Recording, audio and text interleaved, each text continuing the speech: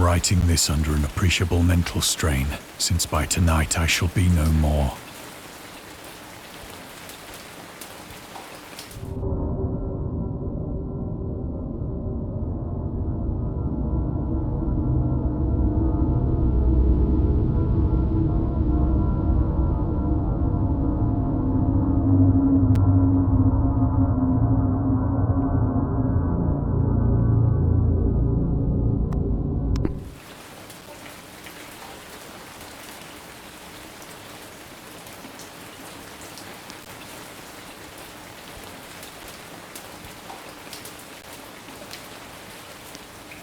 Penniless, and at the end of my supply of the drug which alone makes life endurable, I can bear the torture. Do not think from my slavery to morphine that I am a weakling or a degenerate. When you have read these hastily scrawled pages, you may guess, though never fully realize, why it is that I must have forget.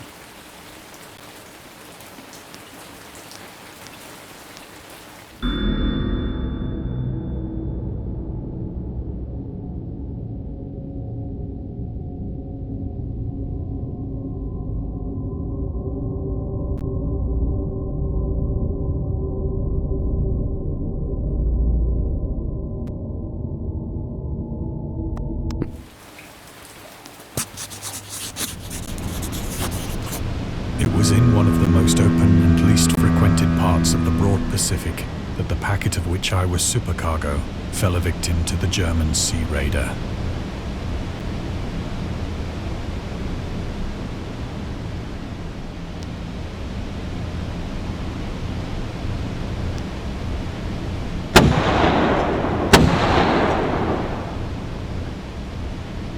The Great War was then at its very beginning, and the ocean forces of the Hun had not completely sunk to their later degradation,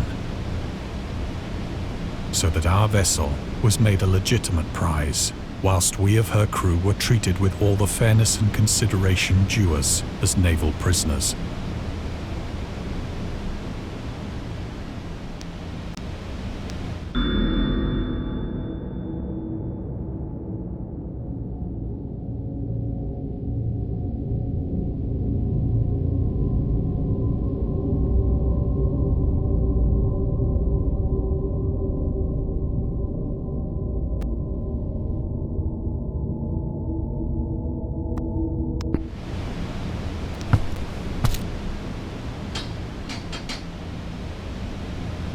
So liberal, indeed, was the discipline of our captors, that 5 days after we were taken, I managed to escape alone, in a small boat, with water and provisions for a good length of time.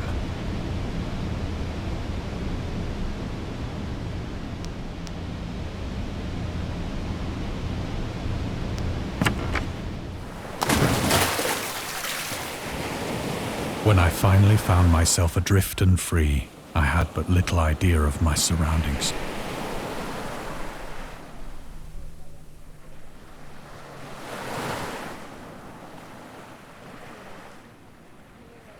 Never a competent navigator, I could only guess vaguely by the sun and stars that I was somewhat south of the equator. Of the longitude, I knew nothing, and no